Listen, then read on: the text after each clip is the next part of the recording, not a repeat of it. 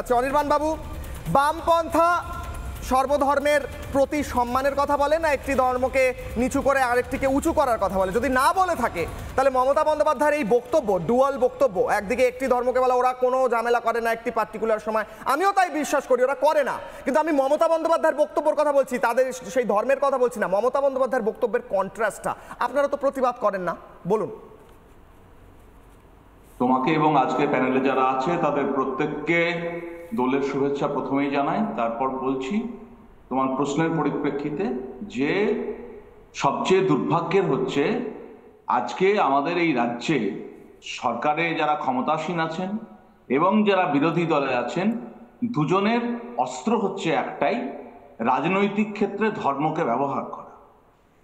একটা দলের প্রতিনিধি বলেন যে 70% হিন্দুকে কেটে ভাগীরথীর জলে ভাসিয়ে দেব, আর একটা দলের প্রতিনিধি তিনি বিধানসভার সামনে দাঁড়িয়ে বলেন যে মুসলিম বিধায়কদেরকে চ্যাংদোলা করে ছুঁড়ে ফেলে দেব।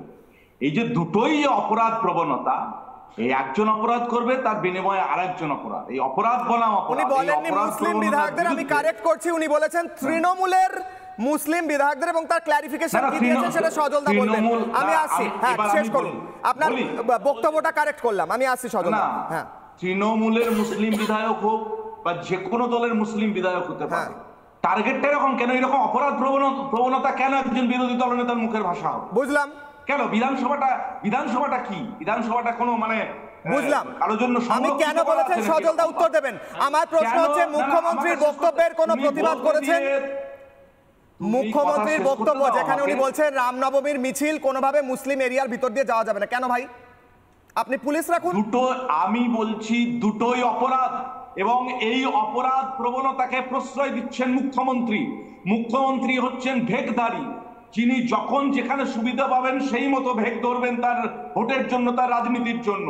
সুতরাং একজন যিনি মাথায় বসে আছেন তিনি ভেকধারী, আর যারা শাসক দল এবং যারা বিরোধী দল তারা প্রত্যেকেই অপরাধ প্রবণতায় লিপ্ত হচ্ছে। সেই ভেকধারীর সঙ্গে আপনার কথায় ভেকধারী, তার সঙ্গে হাতে হাত ধরে ভোটে তো লড়েছিলেন নাকি? তুমি কথাটা বলতে দাও। আমরা ছোট থেকে জেনে আসছি, এই ভাবনায় আমরা লালন করেছি যে উৎসব মানে সম্প্রীতি, উৎসব মানে মিলনের বার্তা, উৎসব মানে আনন্দ। সেখানে আজকে উৎসবের দিনে বনাম সংস্কৃতি চলছে গোটা রাজ্য জুড়ে, এবং তার মূলে হচ্ছে একদিকে তৃণমূল, একদিকে বিজেপি। এই যে দৈরথ চালানোর চেষ্টা করা হচ্ছে, এই সংস্কৃতি এই বাংলায় ছিল না, এটা আমদানি করেছে একদিকে বিজেপি আরএসএস আর একদিকে তৃণমূল। এইটাই এখন মূল এজেন্ডা হয়ে গেছে দুটো দলের, এবং এইটাতে হাইলাইট করে আগামী দিনে কি করে এইখান থেকে রাজনৈতিক ফায়দা লওয়া যায় সেই চেষ্টা চলছে।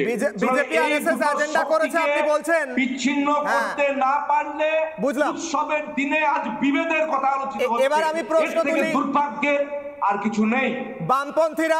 বামপন্থীরা মুসলিমদের ভোট ব্যাংক করে রেখেছিল কিনা, বামপন্থীরা মুসলিমদের তোষণ করেছিল কিনা, বামপন্থীদের সময় কোনোভাবে কোনোদিন কোনো সাম্প্রদায়িক সমস্যা হয়েছে কিনা, এই সমস্ত প্রশ্নগুলোর উত্তর আমার থেকে ভালো আপনি জানেন। আপনি টিভিতে বলবেন কিনা আমি জানি না, আমি লজিক্যালি আপনাকে বলছি, আপনি আপনার হৃদয় জানেন। আপনি টিভিতে বলবেন কিনা আমি জানি না, আমি তথ্য বের করলে এখনই লিস্ট বের করতে পারি কোথায় কি সমস্যা হয়েছিল। আপনি বলছেন বিজেপি আরএসএস আমদানি করেছে। হ্যাঁ বলি হ্যাঁ, বামপন্থীদের সময়ে জুম্মা বনাম হোলি হয়নি, বামপন্থীদের সময়ে মহরম বনাম দুর্গাপুজোর বিসর্জন এরকম হয়নি, বামপন্থীদের সময় সম্প্রীতি ছিল। বামপন্থীদের সময় মায়াপুরের যে মন্দির হচ্ছে এখন, যেখান থেকে আমি রিপোর্ট করেছি, সেই মন্দির করার পারমিশন দেওয়া হয়নি। আমি বলতে বাধ্য হচ্ছি সেই মন্দির করার পারমিশন পাওয়া গেছে এই সরকার আসার পর, এটা ঐতিহাসিক সত্য।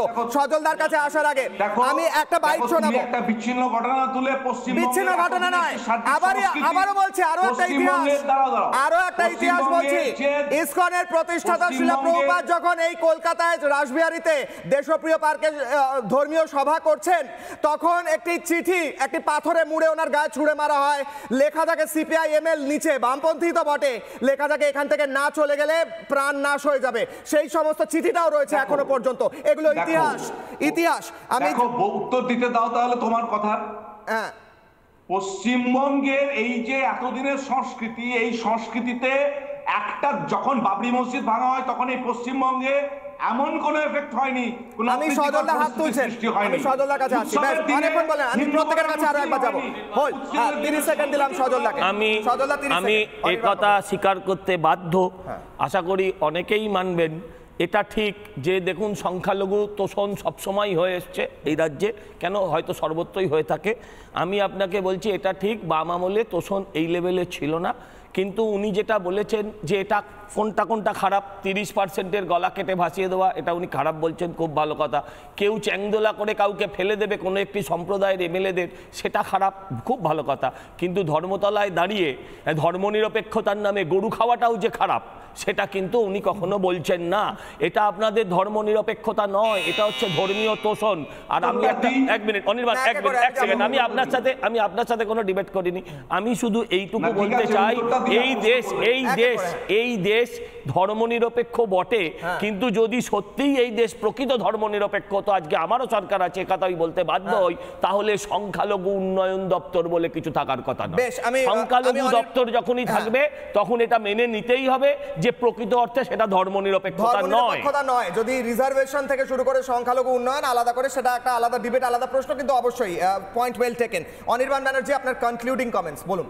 কনক্লুডিং কমেন্টস একটাই, বিভিন্ন ধর্মীয় উৎসবকে কেন্দ্র করে 26-এর ভোটের আগে পর্যন্ত এই ধর্মীয় উস্কানি, সাম্প্রদায়িক উস্কানি দেওয়াটাই একমাত্র লাস্ট রিসর্ট।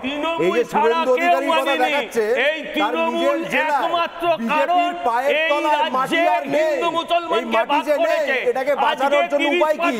একমাত্র ধর্মীয় উস্কানি, একমাত্র ধর্মীয় উস্কানি, কোনো লাভ নেই। 30 বেরোবে না, এই 30 বেরোবে না। আমার সময় শেষ। চন্দন দা, একটা সেন্টেন্স দিতে পারবো আমি? এক সেকেন্ড, সময় শেষ।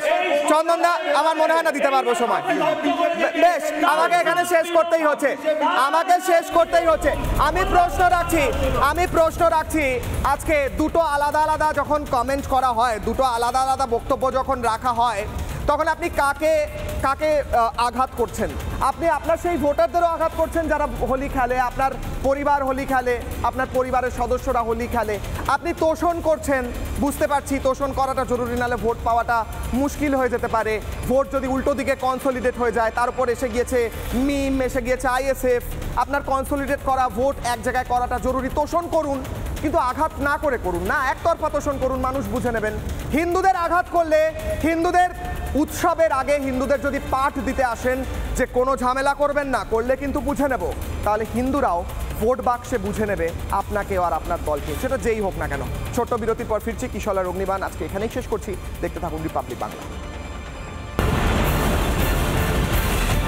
নানা ধরনের কন্টেন্ট দেখার জন্য লাইক করুন, শেয়ার করুন আমাদের ফেসবুক পেজ, সাবস্ক্রাইব করুন আমাদের ইউটিউব চ্যানেল।